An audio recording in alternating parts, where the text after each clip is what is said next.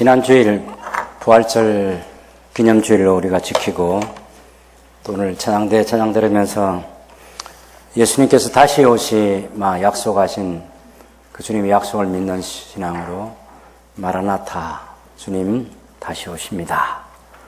이 고백을 하면서 우리가 예배를 하고 또 말씀을 듣게 돼서 감사합니다.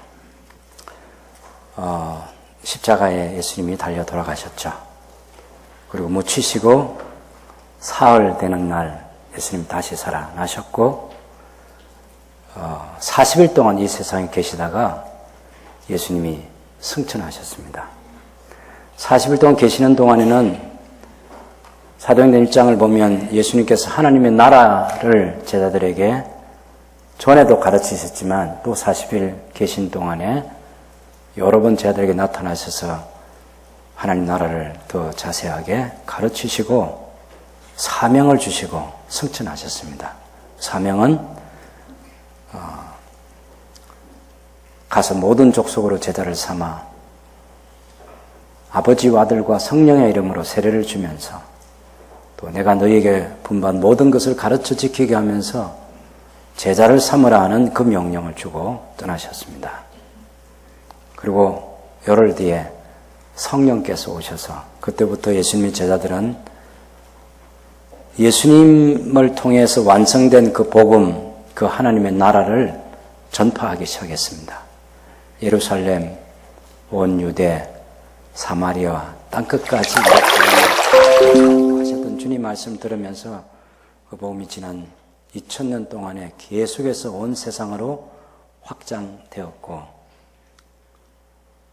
130년 전에 한국 땅에 이 복음이 들어와서 우리에게까지 그 예수님을 믿고 예수님을 하나님의 아들로 예수로 자기 백성을 저희 죄에서 구원할 자로 그리스도로 구세주로 이렇게 알게 되고 믿게 돼서 오늘 함께 예배를 드릴 수 있게 됐습니다.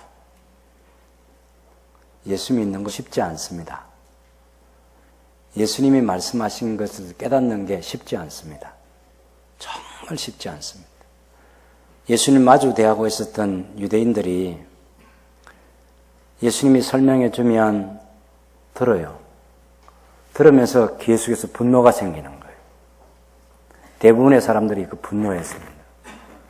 또 예수님께서 행하시는 이적과 기사를 보았어요. 그 이적과 기사는 예수님이 각종 난치병, 이를테면 중풍병자, 38년 동안 걷지 못하던 사람, 그리고 죽은 자 살리시는 것, 맹인 눈뜨게 하는 것, 그런 것들을 다 보면서도 예수님이 하나님의 아들로 받아들여지지 않았습니다. 그래서 또 다른 표적을 보여달라고 했어요. 그것 말고 또 다른 표적, 또 다른 표적.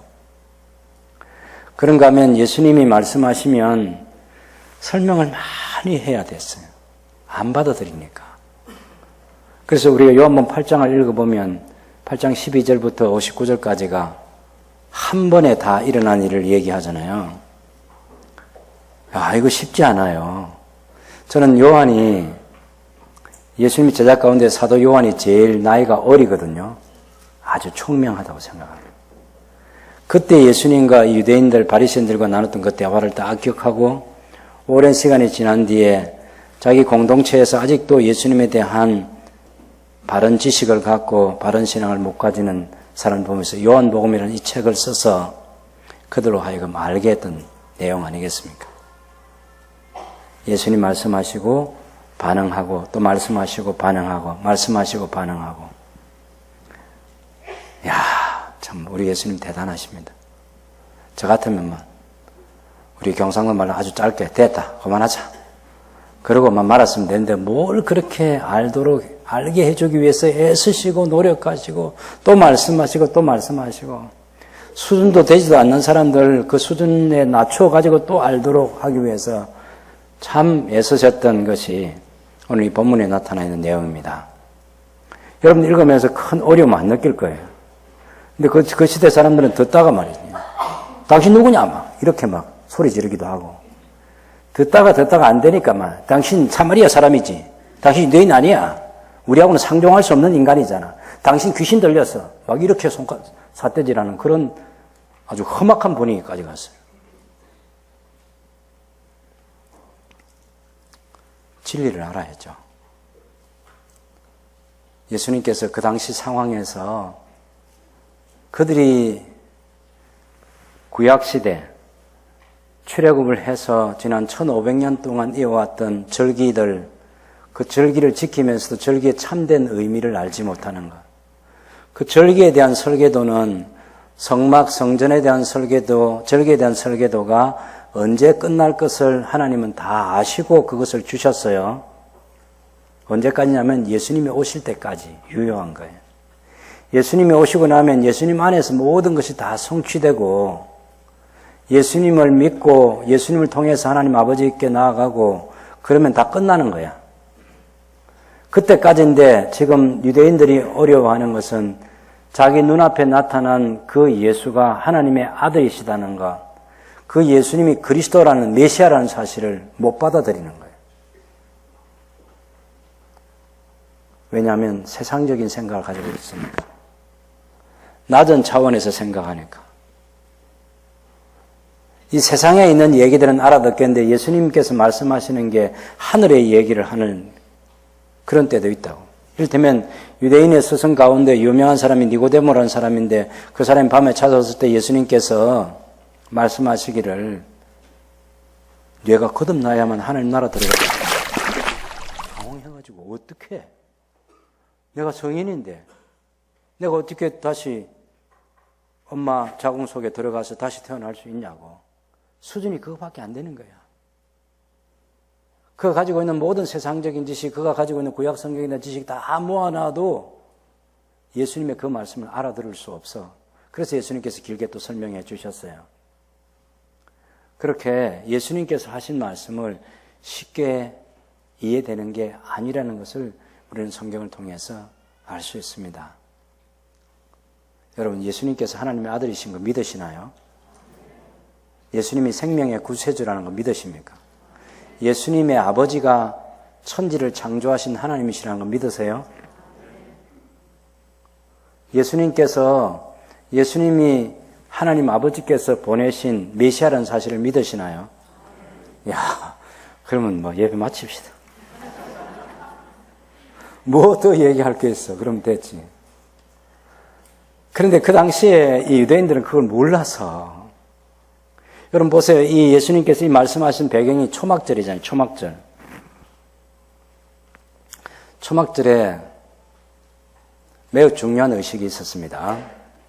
그건데 하나는 이제 물 붓는 의식이에요. 실로암 못에 가가지고 물을 길어와가지고 번제단 위에 있는 그릇 2개가 있는데 그건 이제 제사를 드릴 때 물을 붓거나 술을 붓는 의식을 진행하면서 그 전제 때 쓸 그런 그릇이 있는데 그걸 초막절에 물을 길어와서 거기 이제 물을 붓는 거예요. 그러면서 이제 종려나무 가지, 버드나무 가지, 또 그 다른 또 잎이 무성한 가지, 그리고 그 과일 하나를 가져가서 4개를 묶어가지고 그걸 흔들면서 이제 기도하는 거예요, 기도. 초막절에 드리는 기도 가운데 중요한 기도가 이제 추수가 다 끝났는데 새로운 씨 뿌리기를 해야 다음 추수를 기대할 수 있기 때문에 그 씨 뿌리는 것을 위해서 이른 비를 구하고 또 늦은 비를 구하는 그런 기도를 합니다. 비가 안 내려주면 하나님께서 비를 안 내려주면 생존이 불가능한 시대가 바로 그 이스라엘이 처해 있는 그런 환경이니까요. 그래서 초막절은 2가지 중요한 의미가 있습니다. 하나는 광야 40년 동안 텐트 치고 살면서 그 40년을 살게 하신 그 하나님의 은혜에 대한 감사가 있고, 또 다른 하나는 지난 1년 동안 농사를 하게 해주셔서 가을에 과일까지 다 거둬들인 그리고 곡식을 저장한 것에 대한 감사가 있는 절기였어요. 그래서 그 의식 가운데 특별히 돋보이는 3가지 의식이 있는데 하나는 물을 붓는 의식, 하루에 한 번씩 길어오고, 마지막 날은 그 7번 붓는 의식이 있어요. 7바퀴를 돌아요. 그 하루에 한 바퀴씩 번제단 주변을 돌면서 기도하다가 마지막 날은 그 7번을 돌면서 기도한다. 물이 얼마나 필요한지 간절하게. 그때 예수님께서 뭐라고 말씀하시냐면 누구든지 목마르거든 내게로 와서 마시라. 그리하면 그 배에서 생수가 넘쳐나리라 하고 이렇게 말씀하십니다. 너희들이 구할 것은 농사 짓는데 물 그것만 필요한 게 아니라 진정한 생명수가 너희에게 필요한 거야. 내가 그 물을 줄 수 있어. 초막절에 그 말씀을 예수님이 하셨어요.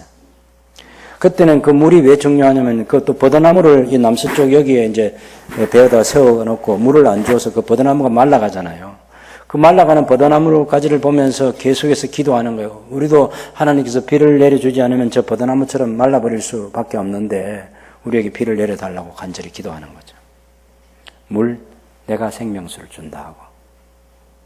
그리고 또 다른 의식은 이제 7째 날, 그 마지막 날 저녁에 하는 것이 이 성전 뜰, 그 여인의 뜰이라고 하는데 거기 4귀퉁에다가 큰 이런 그 드러무통처럼 생긴 그런 기름을 크게 부을 수 있는 그런 통을 장대 높이 50규빗 되는 그 높이에 달아놓고 거기서 이제 아주 환하게 불을 밝혀서 밤새 잔치를 벌입니다. 춤추는 잔치.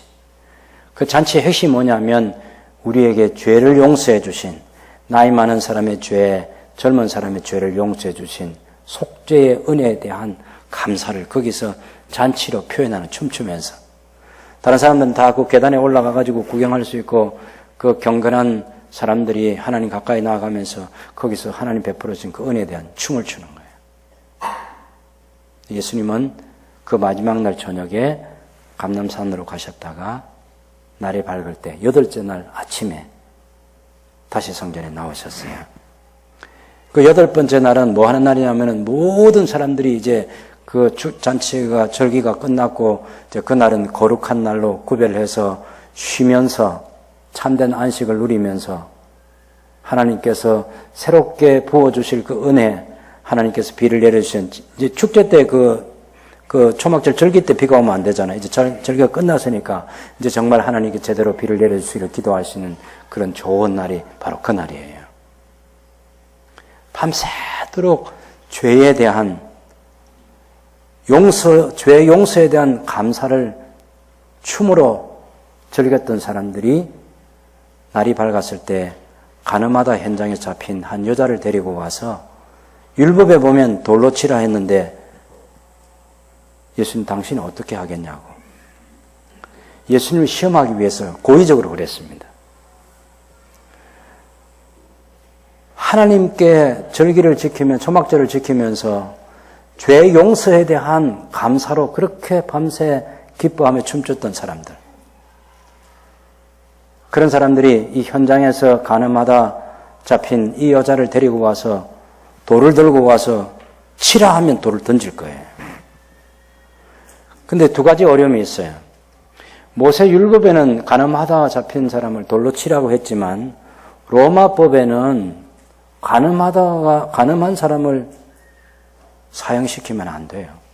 그걸 가지고 사람을 죽이지는 않아요. 사람을 죽이면 로마법을 어겨요. 사람을 죽이면 율법은 지켜요.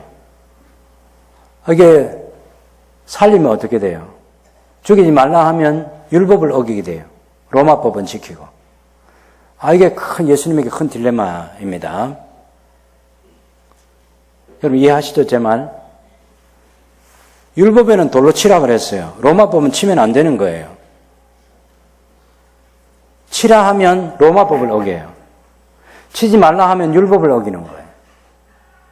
그때 예수님께서 너희 중에 죄 없는 자가 돌로 치라고 해서 사람들이 어른에서부터 아이까지 다 돌을 내려놓고 다 나갔습니다. 그리고 여자만 남았어요. 너를 정죄하는 사람이 있느냐? 없다고. 나도 너를 정죄하지는 않는다. 그러나 다시는 죄를 짓지 말아라. 주님의 한없는 긍휼과 자비로 그를 품어주셨습니다. 하나님의 아들 예수 그리스도의 모습이에요. 초막절은 그런 마음을 갖도록 그런 마음을 가지고 살라는 거예요. 죄를 지은 사람을 보고 정죄하는 것이 아니라 나도 당신처럼 죄를 지을 수밖에 없는데 나도 당신 같았으면 더 죄를 지었을 텐데 하는 그런 안타까운 마음, 우리에게 동일하게 죄인과 하나가 되는 그런 마음이 있어야 되고 다시는 죄를 짓지 않기로 결단한 마음이 있어야 되는 거죠. 초막절을 지키면서 그들은 진정한 하나님의 용서를 받아들이지 않았다는 것을 볼 수 있습니다. 그때 예수님께서 밤새워 내 모퉁이에 환하게 밝혀졌던 그 빛을 생각하면서 예수님께서 나는 세상의 빛이다. 이렇게 주님이 말씀하신 게 오늘 12절 얘기예요. 나는 세상의 빛이다. 나는 생명의 떡이다. 나는 선한 목자이다. 요한복음에 나는 누구다라고 예수님께서 직접 선언하신 이게 굉장히 중요한 선언입니다. 나는 세상의 빛이니 나를 따르는 자는 어둠에 다니지 아니하고 생명의 빛을 얻으리라. 야, 밤새 밝혀놓던 그 불이 있잖아요. 그 빛과 차원이 다른 빛이. 그 빛 아무리 밝은 빛 아래서 횃불 들고 춤췄어도 그것이 죄인 하나 용서하지 못하는 그런 마음을 갖게 했어요. 그런데 예수님께서 당신이 세상에 빛으로 오셨는데 나를 따르는 자는 생명의 빛을 얻을 수 있다고. 이게 유대인들이 못 알아듣는 말이에요. 그래서 13절은 바리새인들이 예수님 보고 당신이 생명의 빛이다. 세상의 빛이다. 생명을 얻으리라. 그런다고 되는 거 아니야. 당신 정언이 참된 거 아니야. 그걸 어떻게 우리가 믿어? 그거 얘기잖아요. 예? 제가 이 설교단에 서가지고 여러분 내가 세상의 빛입니다. 그러면 정신 나갔나 저 사람. 왜 한 주간 동안 사람이 바로 그런 거죠. 목사님 틀렸습니다. 목사님 왜 어떻게 세상의 빛입니까? 그런 표현이에요, 이게. 예수님이 나는 세상의 빛이다. 나를 따르는 자는 생명의 빛을 얻으리라. 그러니까 당신 정언이 참되지 못해. 누구든지 그렇게 말한다고 다 그렇게 되는 거야? 아니죠. 예. 그런데 예수님은 내가 생명의 빛이라고 하면 빛이야. 내 정언이 참된 거야. 이거 나 혼자 하는 거 아니야. 나를 보내신 아버지도 내가 빛이라고 정언해 주거든. 율법에 있잖아. 율법에 보면 한 사람의 정언으로는 성립이 안 되지만 두세 사람의 정언에 의해서 그 증거가 성립이 되는, 법적으로 채택이 된단 말이에요. 그것처럼 예수님 당신께서 빛이라고 정언하고 또 예수님과 항상 함께 계신 아버지께서, 보내신 아버지께서 그것을 인정해 주는 거예요. 그래서 예수님 정언은 참되다. 그렇게 얘기합니다. 여러분 거기 한번 보십시오. 17절에 보면 너희 율법에도 두 사람의 정언이 참되다 기록되었으니 내가 나를 위해 정언하는 자가 되고 나를 보내신 아버지도 나를 위하여 정언하시느니라. 다른 정언은 내가 보낸 예수가 세상의 빛이다. 그걸 정언해 준다는 거예요. 그래서 19절에 그렇게 말하니까 당신 아버지가 어디 있느냐? 이렇게 물어보는 거예요. 예수님은 내 아버지가 나를 위해서 정언하는데 당신 아버지가 어디 있어? 예수님께 대답하기를 너희는 나를 알지 못하고 내 아버지도 알지 못하는데 나를 알았더라면 내 아버지도 알았으리라. 지금 나를 알지 못하기 때문에 내 아버지도 알지 못하고 내 아버지를 모르니까 나를 모르는 거야. 이게 예수님께서 아버지를 누구를 가리켜 말씀하시는 거죠? 하나님을 두고 하는 얘기. 사도 요한이 그 말을 들으면서 굉장히 긴장한 거 아시죠? 야, 이거 잘못하면 죽는 건데 함부로 이런 얘기하면 안 되거든요. 하나님을 자기 아버지라고 말하면 안 된단 말이에요. 그래서 20절에 이렇게 주석을 달기를 이 말씀은 성전에서 가르치실 때에 헌금함 앞에서 하였으나 공적으로 여러 사람이 있는 듯이 얘기했어요. 충분히 붙잡을 수 있죠. 신성모독죄로. 그런데 잡는 사람이 없으니 이는 그의 때가 아직 이르지 아니하였습니다. 예수님의 때 하나님께서 성천하실 기한도 정하시고 십자가에 돌아가시고 부활과 십자가 죽음과 부활과 성천과 이거 다 성령을 보내주 이거 다 전부 하나님의 계획 속에 있는 겁니다. 그래서 그 예수님이 하신 말씀은 잡혀서 신성모독죄로 죽을 수 있는데 아직 예수님의 때가 안 돼서 사람들이 잡지 못했다. 그 얘기를 하는 거예요. 예수님께서 그런 상황 속에서 또 말씀하시는 게 있습니다. 다시 이르시되 21절에 내가 가리니 너희가 나를 찾다가 죄 가운데서 죽겠고 내가 가는 곳에는 너희가 오지 못하리라. 내가 간다. 어디로 가는 거죠? 보내신 아버지에게로 가시는 거죠. 보내신 아버지에게로. 과정은 십자가의 죽음과 부활과 성천을 통해서 아버지께 가는 거죠. 그런데 너희는 나를 찾다가 너희 죄 가운데서 죽겠고 무슨 죄 가운데서 죽는 것입니까? 여러분 7장 31절에 보면 사람들이 예수님 말씀 들으면서 어떤 사람은 믿고 말하되 그리스도께서 오실지라도 그 행하신 표적이 이 사람이 행한 것보다 더 할 수 있겠냐? 우린 그리스도라고 믿는다. 그런 얘기예요.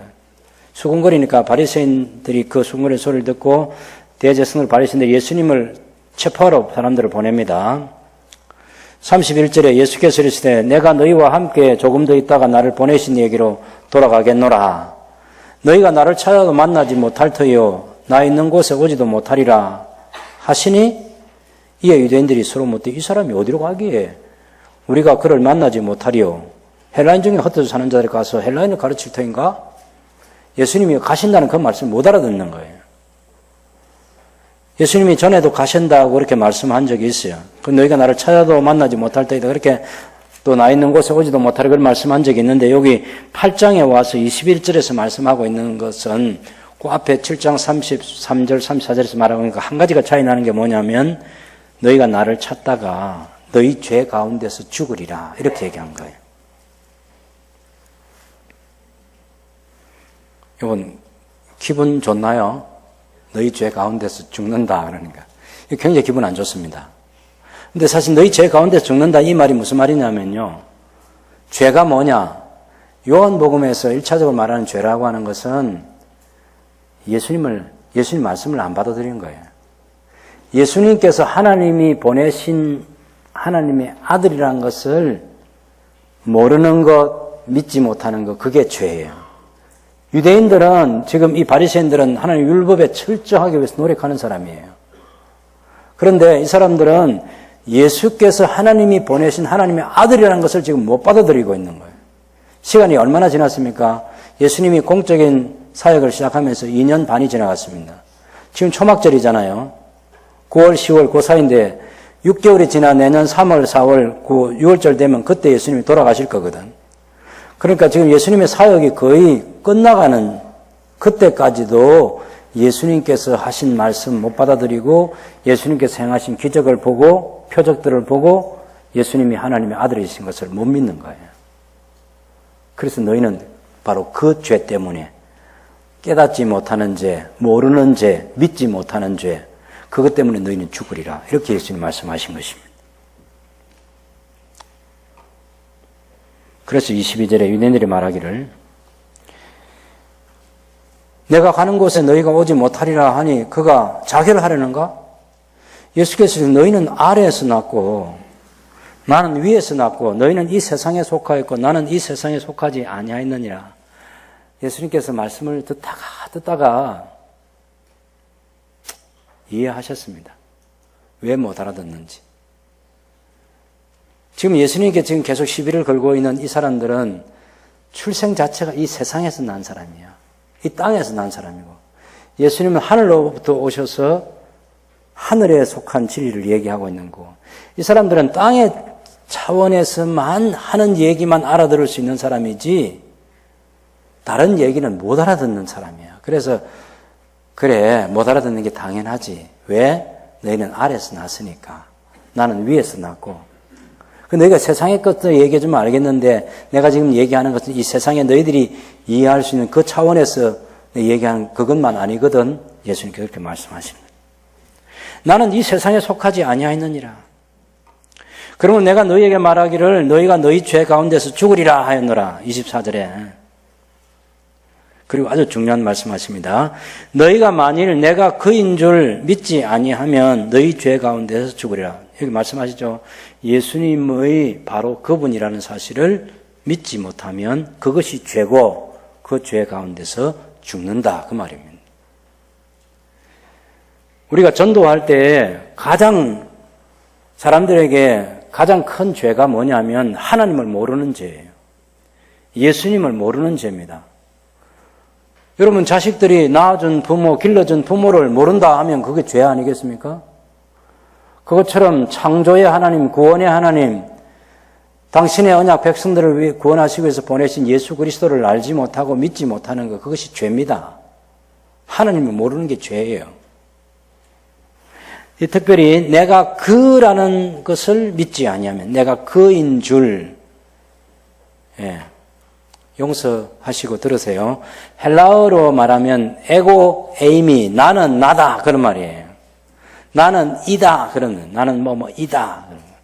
그게 24절에도 있고 28절에도 있습니다. 28절에도 보면 이에 예수께서 이르시되 너희가 인자를 든 후에 내가 그인 줄 알고 내가 스스로 아무것도 하지 아니하고 오직 하나님께서 가르치신 대로 이런 것을 말하는 줄도 알리라.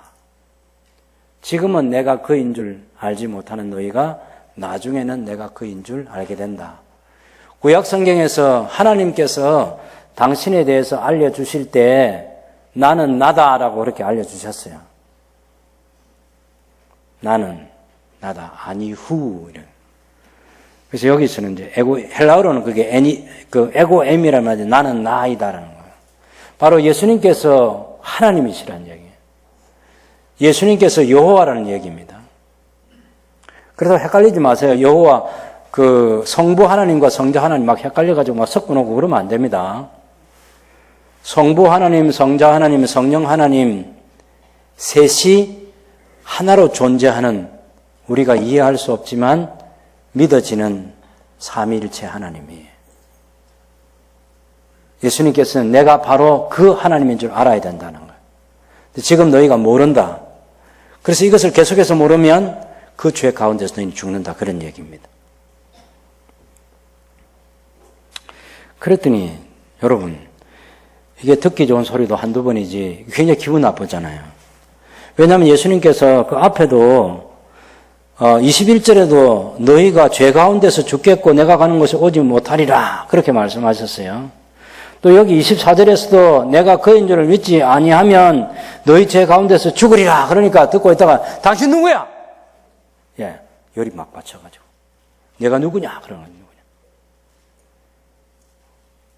예수님께서 내가 너희에게 말하여 왔잖아.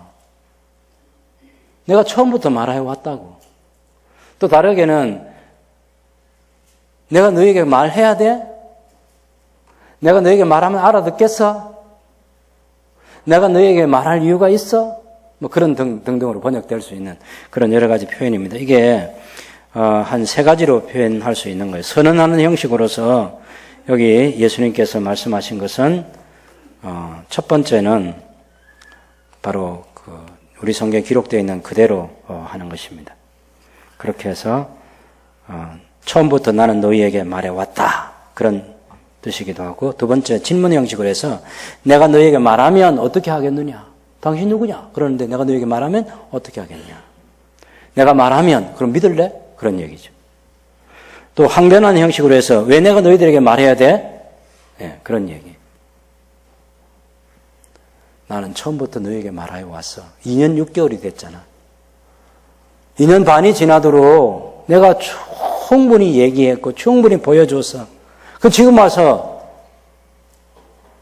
당신 누구냐고 그렇게 묻는 게 그 질문이 말이 되는 거야? 예, 그런 뉘앙스가 거기 충분히 깔려 있다고 우리 보면 되겠습니다.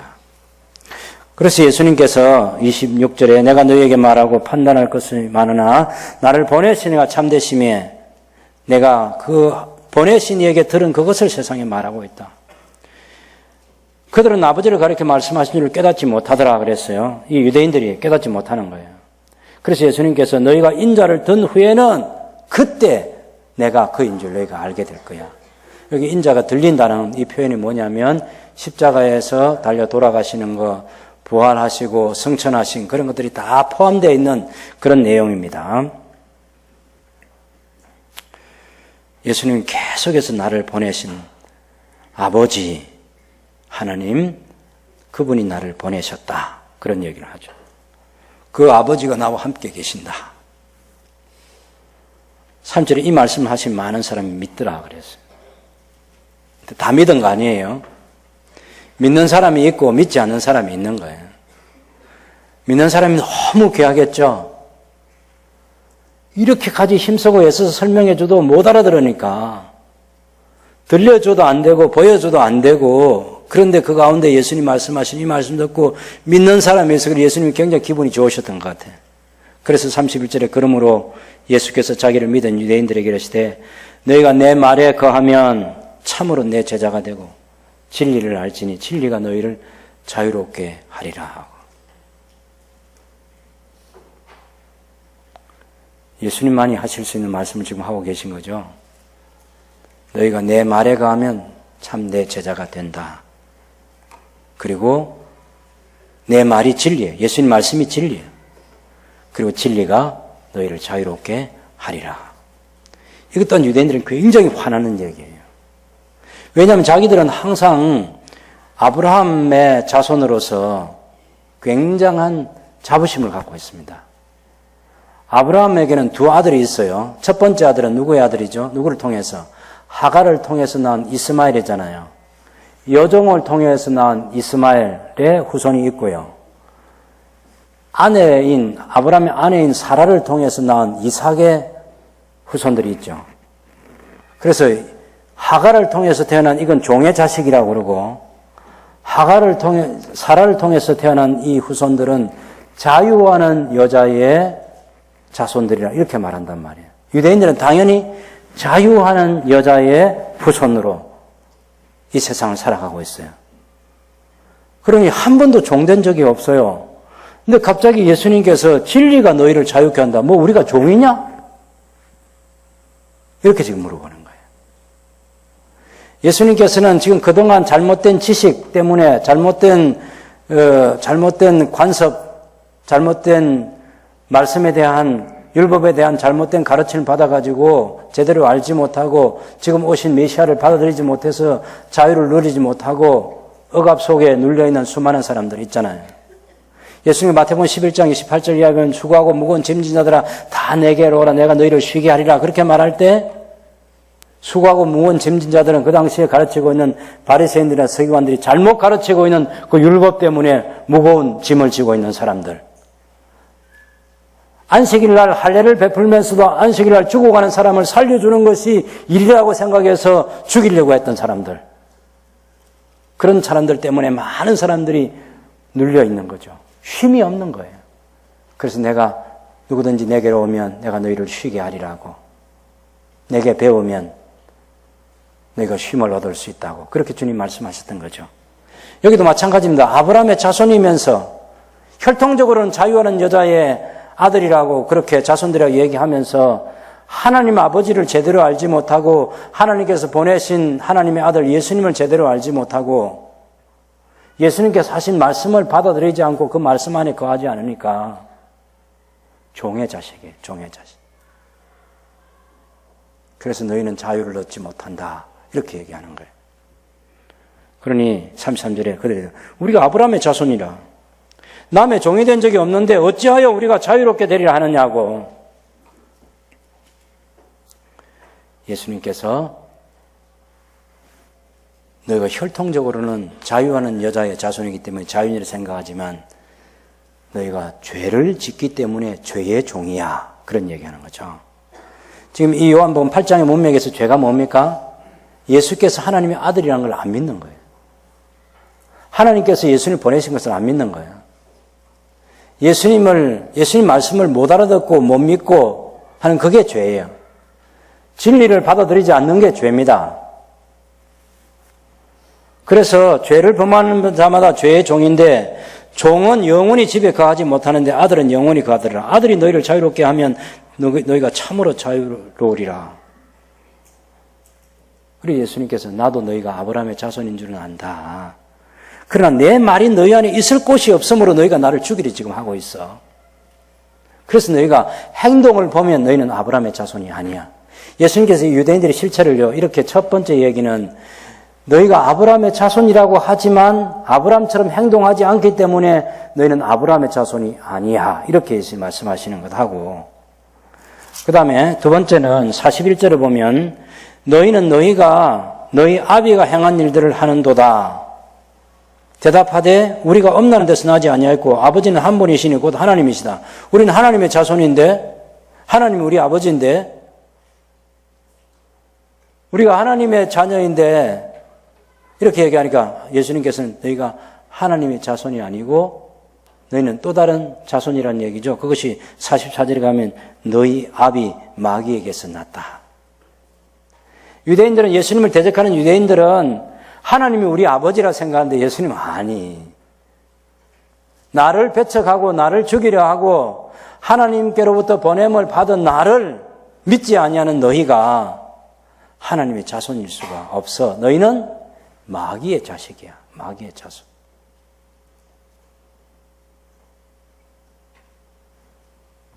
여러분, 이 세상에는 이 두 부류밖에 없습니다. 예수께서 하나님이 보내신 하나님의 아들, 그리스도, 메시아라는 사실, 구세주라는 사실을, 주님이라는 사실을 믿는 사람은 하나님의 자손이고 하나님의 자녀이고, 그렇지 않으면 마귀의 자녀가 되는 거예요. 영접하는 자, 곧 그 이름을 믿는 자들에게는 하나님의 자녀가 되는 권세를 주셨다 하고,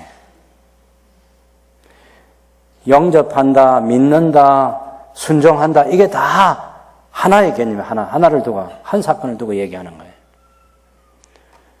저 여러분이 예수님을 믿고 하나님의 자녀가 된 것 감사하시나요?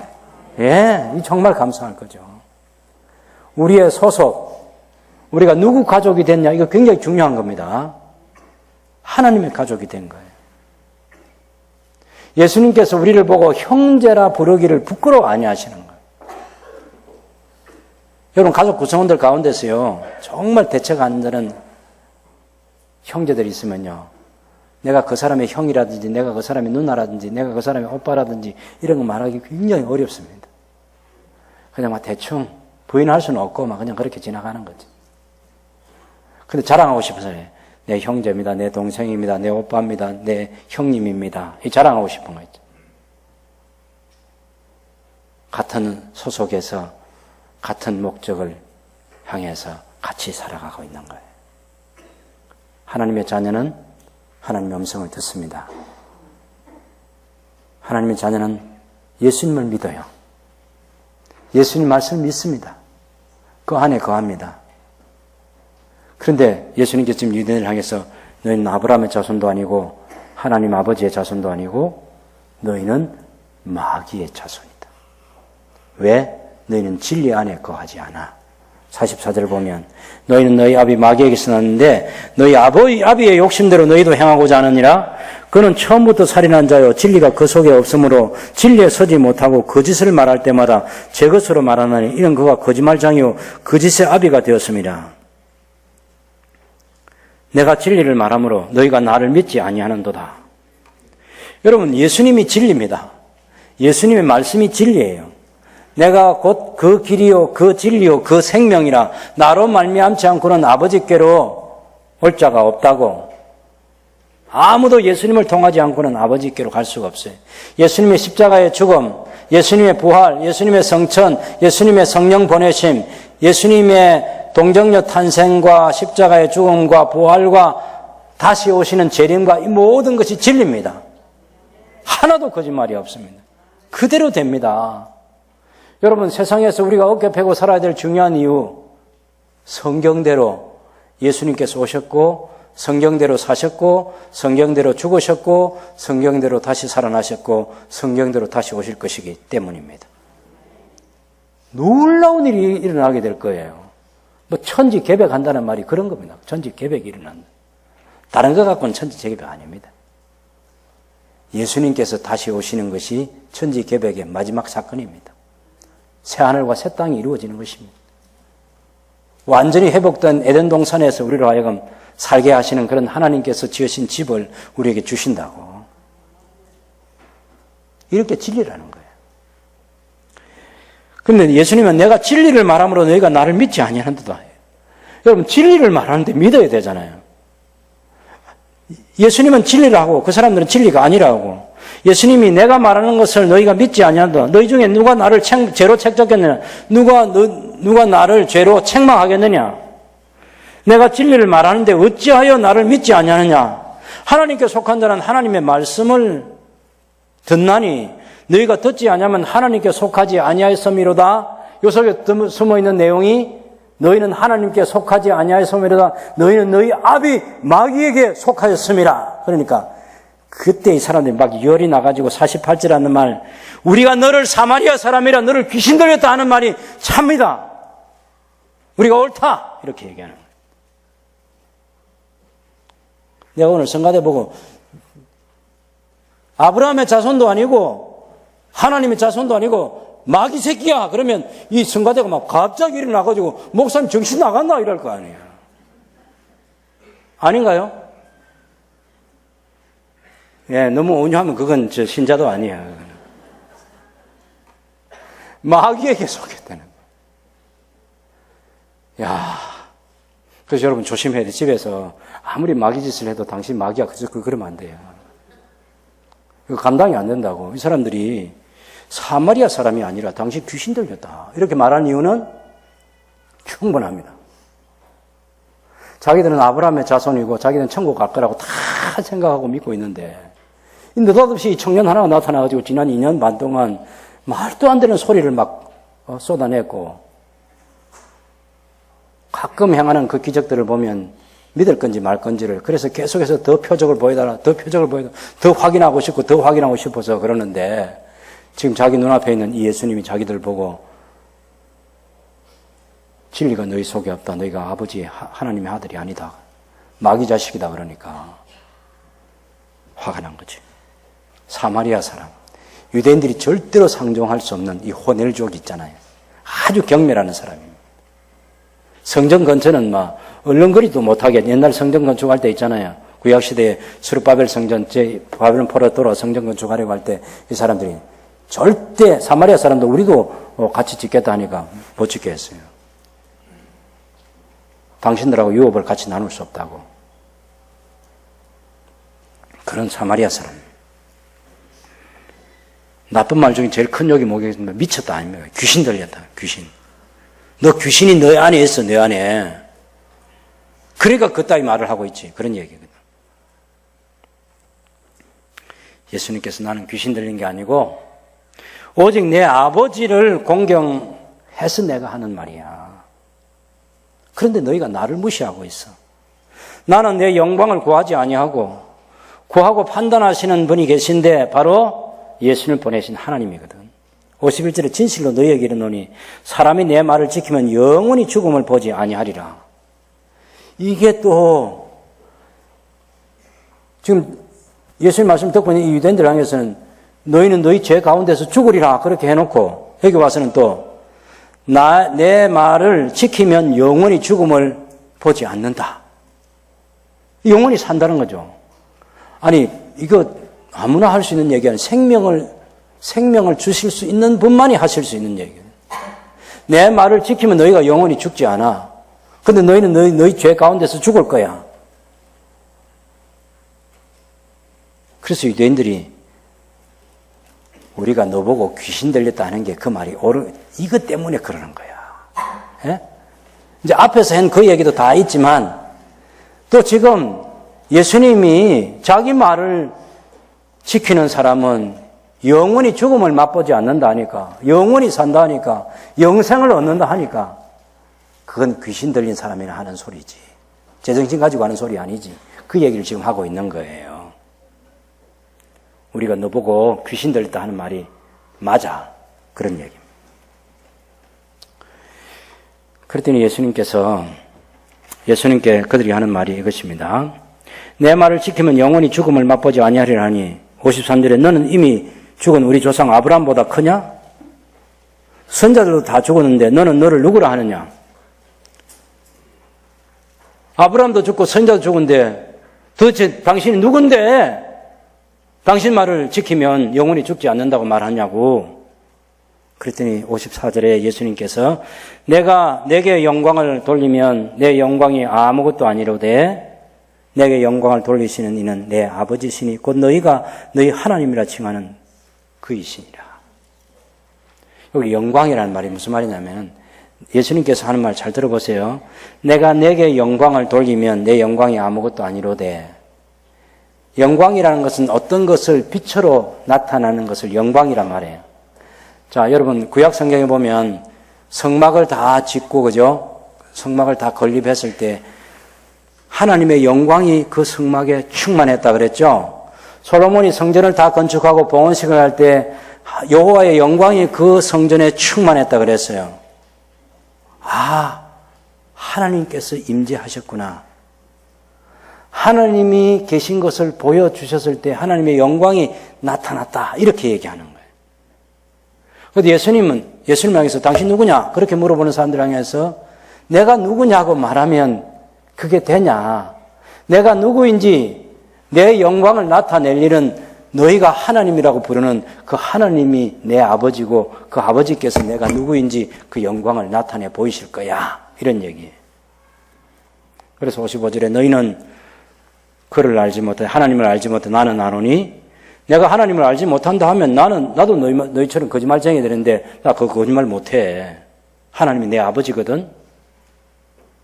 곧 죽어도 하나님이 내 아버지라고.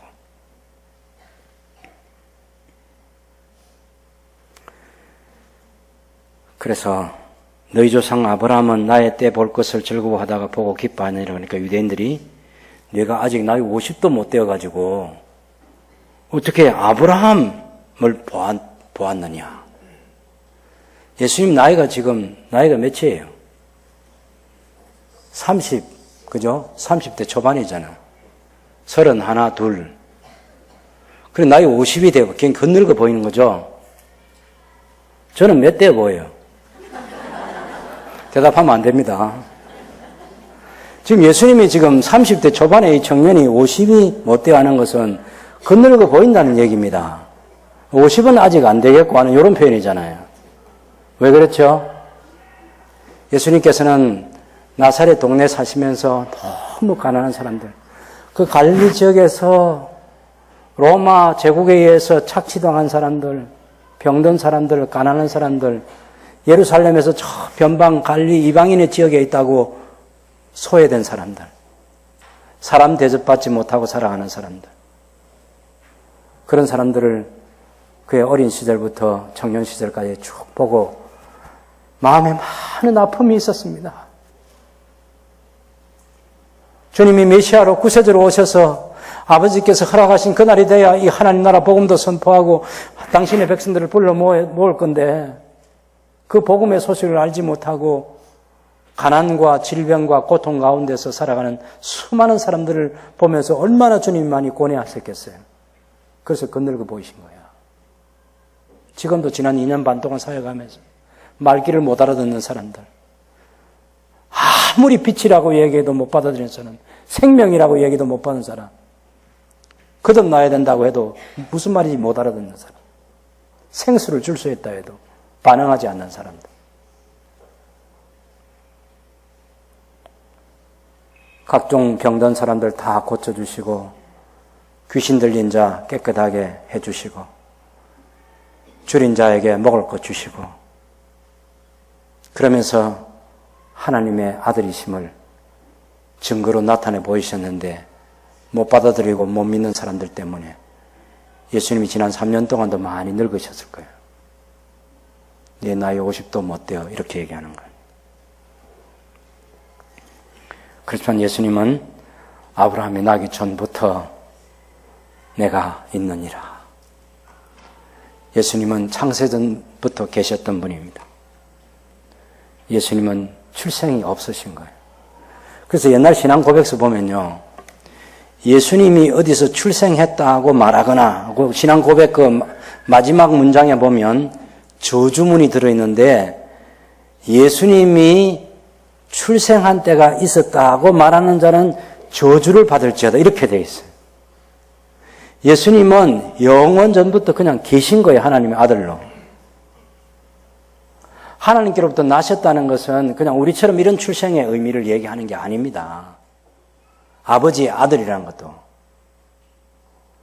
영원 전부터 아버지와 함께 계셨던 하나님이시고 하나님의 아들이시고 또 이사야서 9장에는 영존하시는 아버지라고 얘기하고 있습니다.